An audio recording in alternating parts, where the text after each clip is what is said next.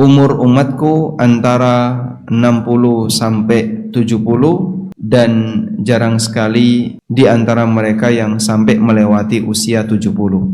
Sehingga mereka yang diberi oleh Allah Subhanahu wa taala sampai usia 60 tahun, maka dia di posisi mendekati ujung umur umat Muhammad sallallahu alaihi wasallam. Dan ini memberikan kita pelajaran agar kita sudah saatnya memperbanyak bekal karena kita mau pulang.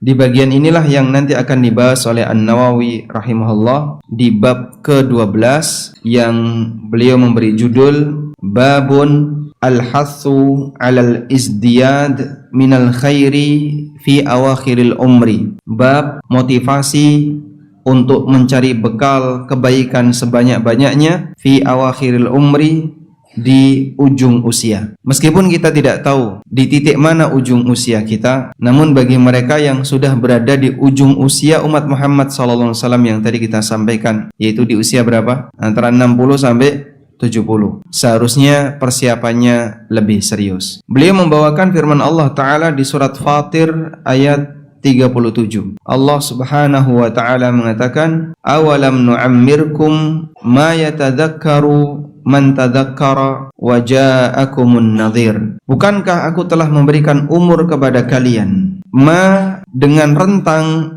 yatadzakkaru fihi man tadzakkar. Bagi orang yang bisa mengambil pelajaran, dia akan mengambil pelajaran dari umur itu. Bukankah aku sudah memberikan waktu kepada kalian? Bagi orang yang sadar, dia akan mengambil pelajaran darinya. Wa ja'akumun nadhir, dan bukankah telah datang kepada kalian an-nadhir, peringatan. An-Nawawi rahimahullah menyebutkan tafsir yang disampaikan oleh beberapa ulama, sahabat dan ulama yang lainnya. Qala Ibnu Abbas radhiyallahu anhuma, Ibnu Abbas radhiyallahu anhuma wal muhaqqiqun, dan para ulama peneliti menyampaikan, maknahu, makna dari ayat adalah awalam nu'ammirkum sittina sanatan, bukankah aku telah memberikan umur kepada kalian selama 60 tahun, wa yu'ayyiduhul hadits alladzi sanadhkuruhu insyaallah taala, dan nanti juga didukung oleh hadis yang akan kami sebutkan insyaallah taala. Sehingga ayat ini, awalam nu'ammirkum ma yatadzakkaru fihi man tadzakkar, bukankah aku sudah memberikan umur kepada kalian, memberikan waktu kepada kalian,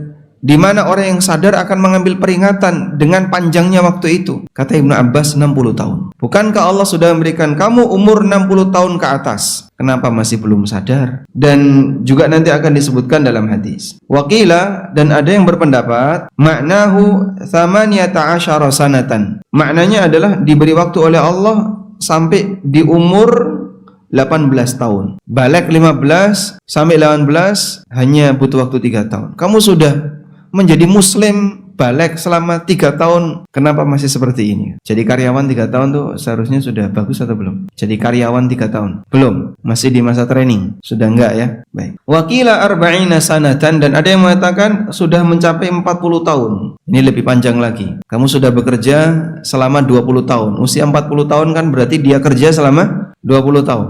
Karena lulus kuliah rata-rata di usia 20. Kemudian dia usianya 40, berarti dia kerja selama 20 tahun. Kamu bekerja sebagai seorang muslim, sebagai seorang mukmin, mengarungi perjalanan waktu selama 20 tahun. Seharusnya sudah banyak mengambil pelajaran darinya. Qalahul Hasan wal Kalbi wa Masruq. Ini adalah pendapat yang disampaikan oleh Al-Hasan al-Basri, Al-Kalbi dan Masruq, deretan ulama tabi'in. Wa nukila an Ibnu Abbas aidan, dan juga dinukil dari Ibnu Abbas.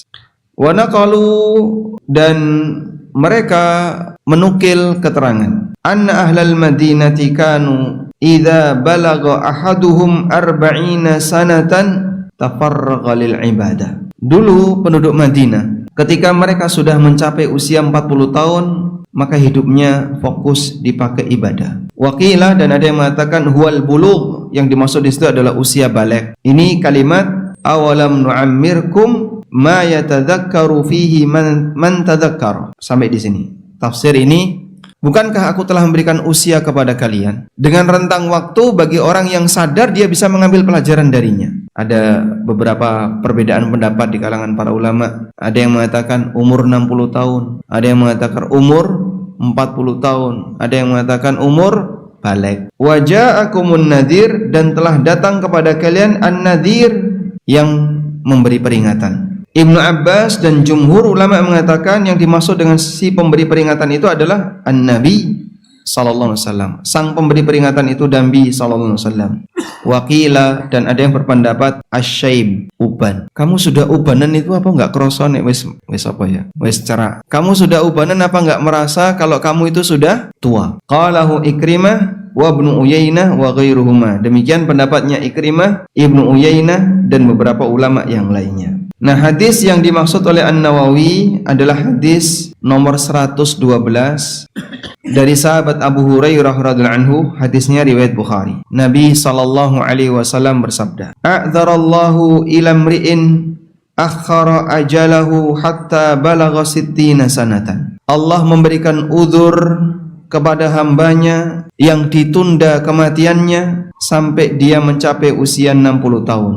Rawahul Bukhari, hadis riwayat Bukhari. Qala al-ulama, kata para ulama, ma'nahu lam yatruk lahu udhran. Maksudnya adalah Allah tidak meninggalkan satu uzur baginya, id amhalahu hadhil muddah, karena dia telah memberikan waktu tunda bagi hambanya sampai rentang ini, sampai rentang usia 60 tahun. Yuqal, sehingga dikatakan a'dzara ar-rajulu idza balagal ghayata fil udhri. A'dzara itu maknanya adalah kalau sudah mencapai puncak uzur. Udah, ini yang terakhir ya, sudah nggak ada toleransi lagi. Itu dalam bahasa Arab diungkapkan dengan kalimat a'dzara. Udah, ini toleransi yang terakhir. Kamu saya kasih waktu perpanjang sampai 60 tahun. Di bawah 60 tahun celelean ya, kehidupannya tidak dipenuhi dengan kebaikan. Isinya kalau nggak healing, shopping, mancing, camping, terus apa lagi? Touring, Masya Allah. Nah, kalau sudah mencapai usia sekian, sudah saatnya kau persiapan mencari bekal karena kau mau pulang. Balaghal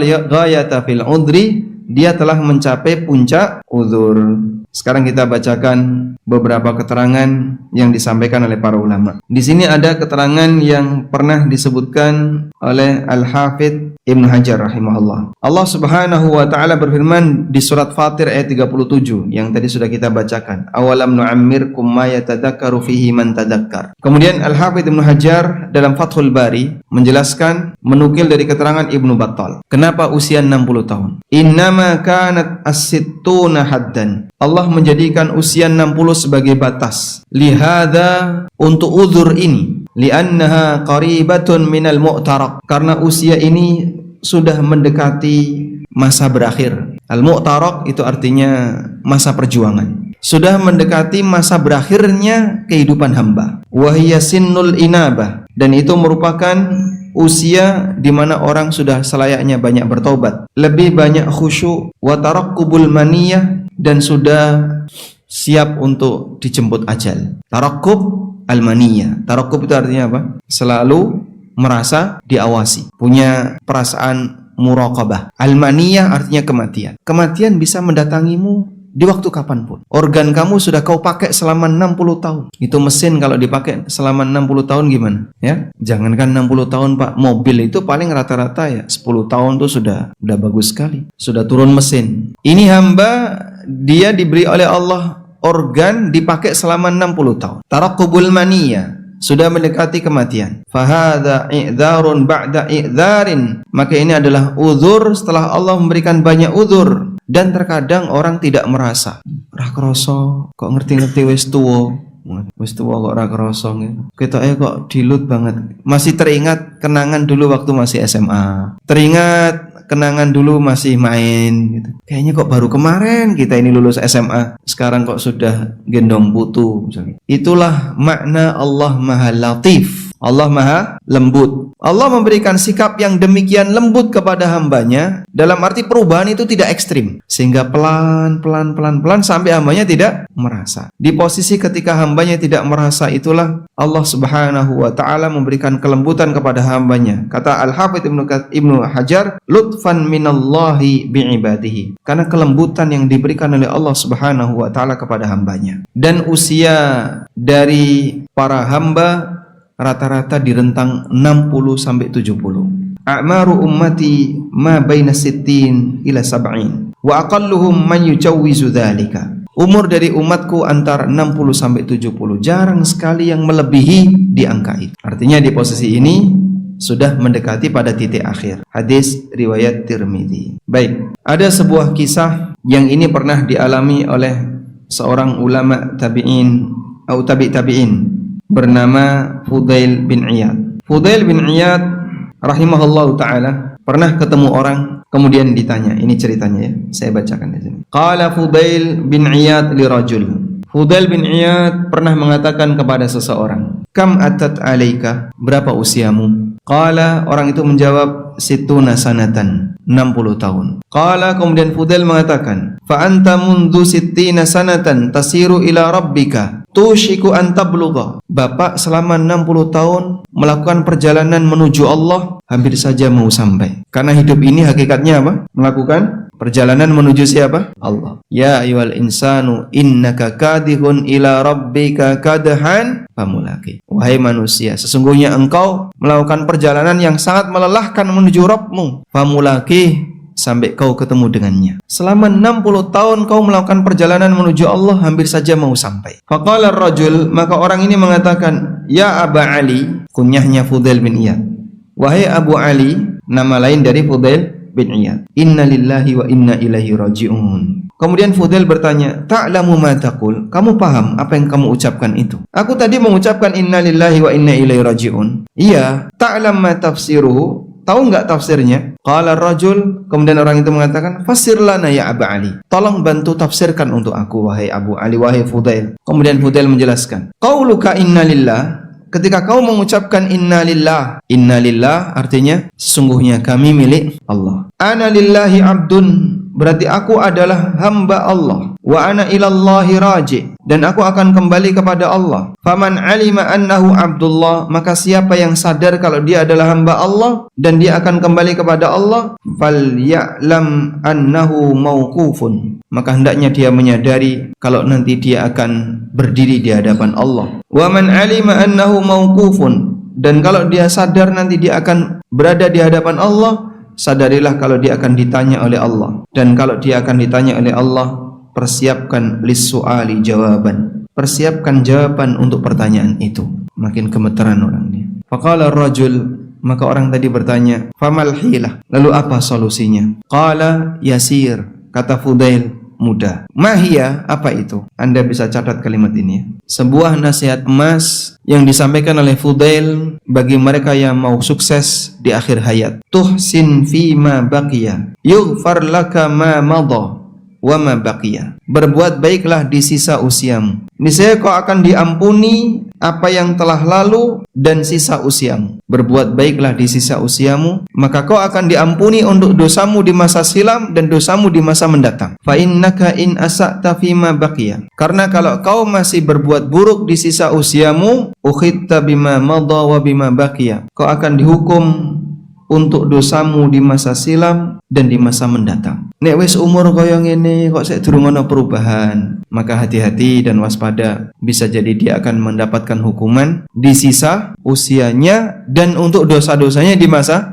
silam. Namun jamaah, untuk bisa menjadi baik di akhir hayat perlu muqaddimah di bagian awal. Sehingga ketika kita mengharapkan, saya ingin mendapatkan husnul khatimah, saya ingin jadi orang baik di akhir hayat, maka persiapannya adalah apa yang kamu lakukan di awal hayat. Karena tidak mungkin ada perubahan secara spontan tadi, Pak. Kecuali mereka yang dirahmati oleh Allah, misalnya dia hijrah dalam sekejap. Sehingga kalau kebiasaan-kebiasaan buruk itu, dan itu sulit untuk kita tinggalkan dalam sekejap, masih melekat, nanti bisa jadi akan ke bawah sampai akhir hayat. Baik, contohnya ya, ibu-ibu itu punya kebiasaan gerenengi sejak usia berapa? Sejak usia berapa ibu-ibu punya kebiasaan gerenengi, menggibah? Sejak lahir.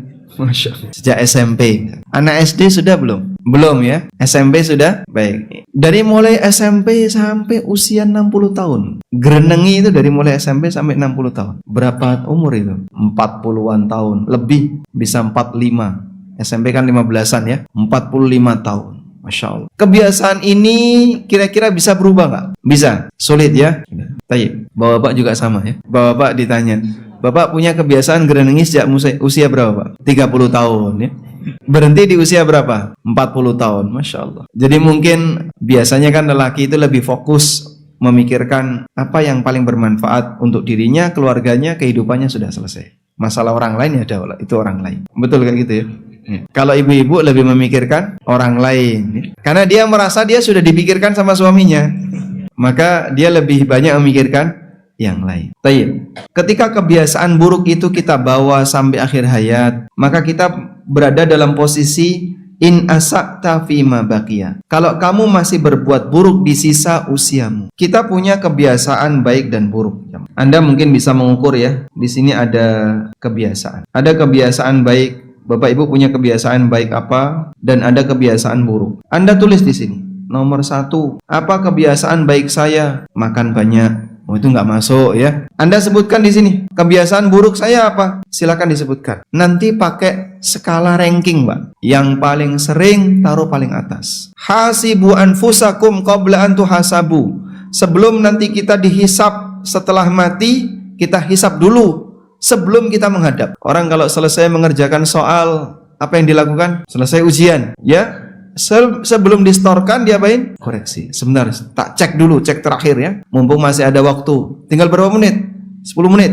Cek dulu. Dia akan habiskan waktu ujiannya, di sisa waktu dia koreksi dulu. Khawatir ada yang mungkin kelewat, ada yang salah coret dan seterusnya. Pesan yang disampaikan oleh Umar bin Khattab radhiyallahu anhu, hasibu anfusakum qabla an tuhasabu. Hasibu anfusakum qabla an tuhasabu. Hisaplah diri kalian, koreksi diri kalian sebelum nanti kalian akan dihisap. Ini sudah di bagian detik-detik terakhir sebelum dikumpulkan dan kita nanti akan menerima hasil, maka dicek dulu sebelum menghadap. Orang buat laporan apapun, sebelum final untuk diserahkan kepada atasan, dia akan apa Pak? Dia cek dulu, dia periksa. Sudah oke, baru dia berani untuk serahkan. Kurang lebih seperti itulah yang bisa kita lakukan sebagai pendekatan, karena kita akan menjalani hisab yang dikatakan oleh Allah Subhanahu wa taala, yauma tublas sarair, pada hari di mana semua rahasia akan dibongkar, sehingga yang lahir maupun yang batin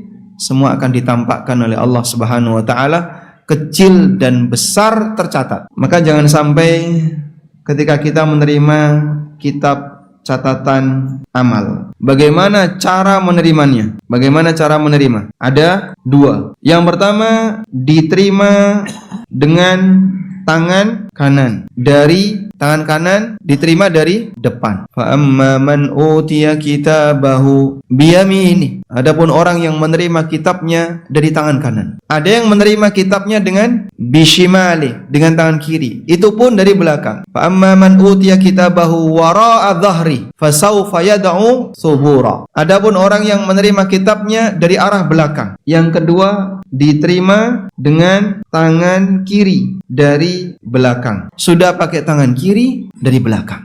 Kemudian Allah perintahkan, Iqra' kitabak kafa binafsikal yawma 'alaika hasiba. Wacanan dewe kitabmu, hitungan dewe kitabmu. Iqra' kitabak, baca kitabmu. Kafa binafsikal yawma 'alaika hasiba. Cukup kamu sendiri yang bisa menghitung, menghisap kira-kira apakah kamu ini layak masuk surga atau masuk neraka. Ada di surat apa itu? Al-Isra. Allah Subhanahu wa taala perintahkan hambanya untuk membaca kitab itu. Kafa binafsika. Iqra' kitabak kafa binafsikal yawma 'alaika hasiba. Baca kitabmu, cukup kamu sendiri yang sudah bisa menghitungnya. Sehingga ada di antara mereka yang ketika diberi kitab ketakutan untuk membacanya. Ketakutan untuk membacanya kenapa? Ya, karena terlalu banyak isi yang buruk baginya. Allah Subhanahu wa taala sebutkan di surat Al-Kahfi, wa wudi'al kitab fataral mujrimina mushfiqina mimma kana fi. Coba kita lihat di sini, la yughadiru. Di surat Al-Kahfi ayat 49. Wa wudi'al kitab, tatkala kitab catatan amal itu sudah diserahkan. Fataral mujrimina mushfiqina mimma fihi. Maka kau akan lihat orang-orang yang rajin berbuat dosa, al-mujrimun, yang banyak berbuat dosa, koleksi dosa dia. Kalau kumpul itu isinya cuma 2, kalau enggak nambah lemak, nambah dosa. Maka orang-orang yang rajin berbuat dosa itu ketakutan, mimma fihi, melihat isinya. Wa yaqulun, lalu dia mengatakan, ya wailatana ma li hadzal kitabi la yughadiru saghiratan wala kabiratan illa ahsaha. Celakalah kami, ini kitab apa? Besar kecil nggak ada yang ditinggalkan, illa ahsaha, semuanya tertulis di situ. Sampai sing cilik-cilik disebutkan di situ. Wa wajadu ma'amilu hadira. Dia jumpai apa yang dulu dia kerjakan hadir di hadapannya. Wala yadlimu rabbuka ahada, dan Rabbmu tidak mendolimi siapapun. Nggak ada yang misalnya tidak dilakukan kok tertulis di situ. Malaikatnya nambah-nambahi, ngisipi perbuatan yang nggak pernah dilakukan, nggak. Atau mungkin bisa jadi ada orang yang melakukan perbuatan tidak sengaja, kemudian tertulis di situ. Ini kan aku nggak sengaja. Kenapa ada di sini? Nggak sengaja. Ada sebuah hadis ya, riwayat Ahmad. Besok di hari kiamat ada seorang hamba yang datang menghadap Allah dengan membawa 99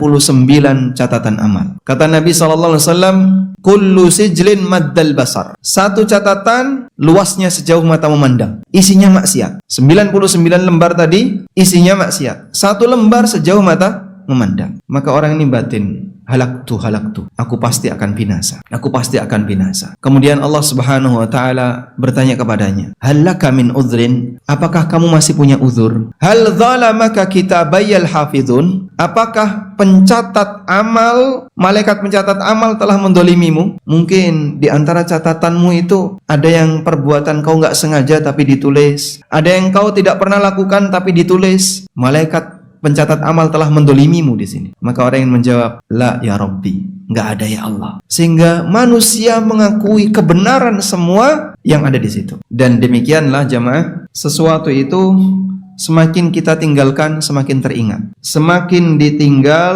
semakin apa? Teringat. Wallahu a'lam. Demikian realitanya, Pak. Contoh sederhana ya. Ketika kita di rumah, ada beberapa hal yang kita itu nggak ngeh. Yang beberapa hal itu kita nggak perhatian, nggak ngeh. Begitu kita sudah pergi, sudah safar, baru teringat. Oh iya, aku lali.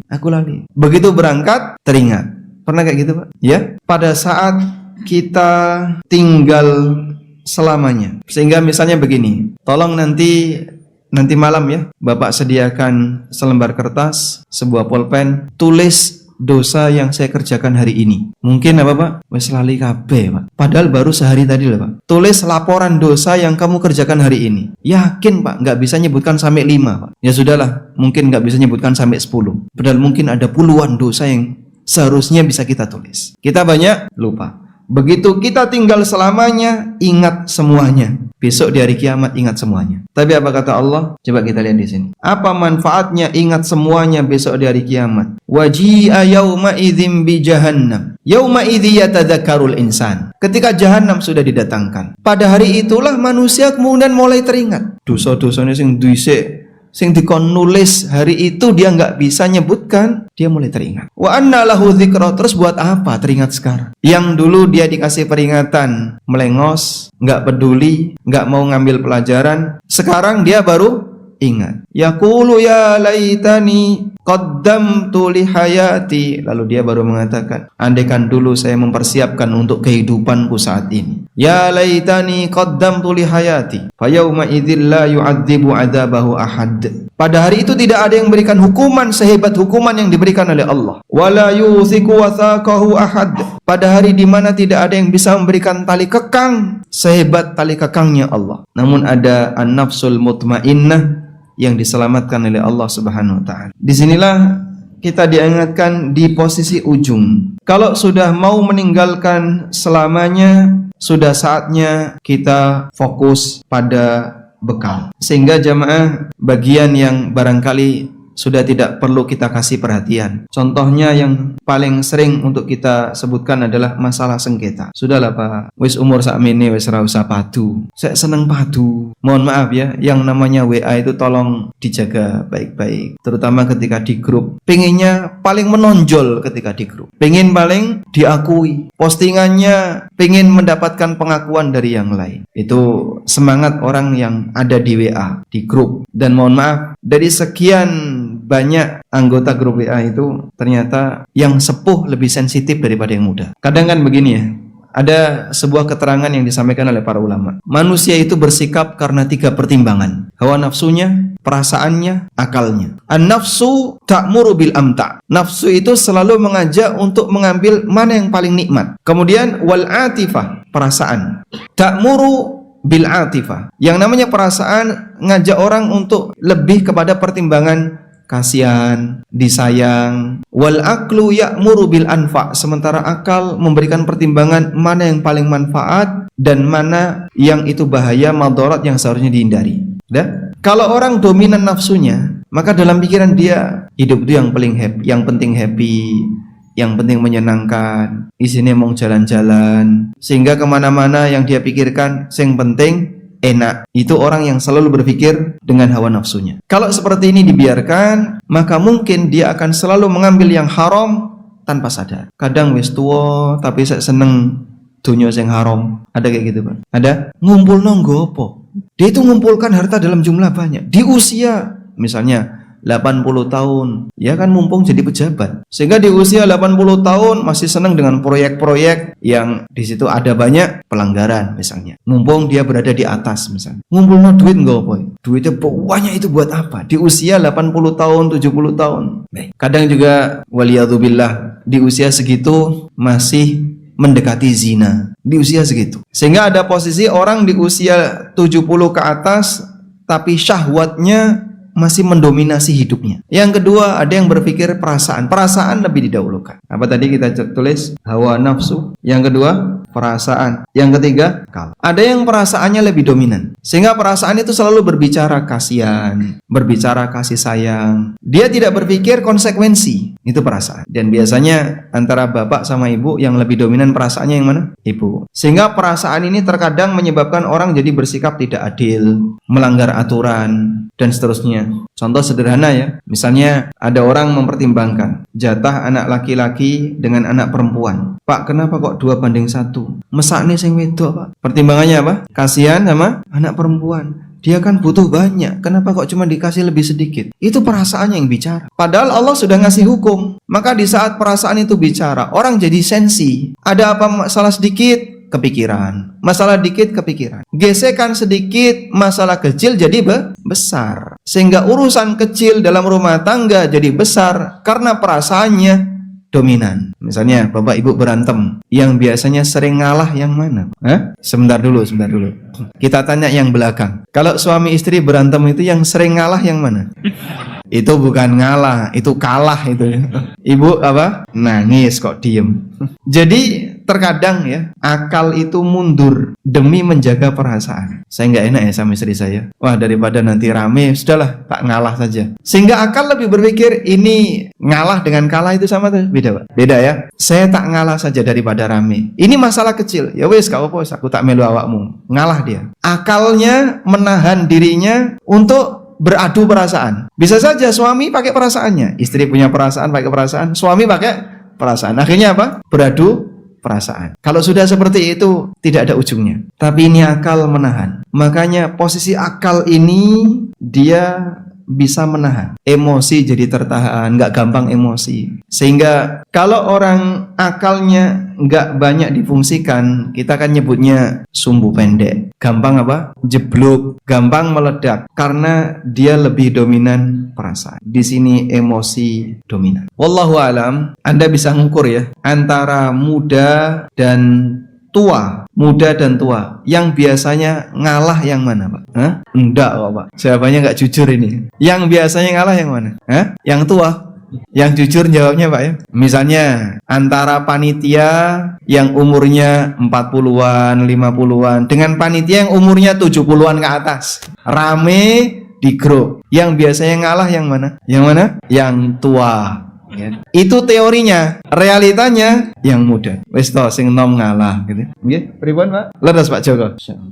Tapi kadang ini enggak mau, pokoknya aku kudu ning ngarep. Pokoknya harus keputusan saya yang dipakai. Wah, daripada rame sing nom ngalah. Demikianlah kondisi yang bisa kita lihat di masyarakat. Makanya mohon maaf ya, yang sudah berusia 60 ke atas barangkali sudah berpikir, wis ora wayahe meneh aku ning kono, tak lepas saja sudah. Daripada rame gesekan terus. Kalau gesekan menimbulkan apa? Dosa. Leren jadi takmir. Baik. Yang usia 60 ke atas masih jadi takmir siapa? Semuanya.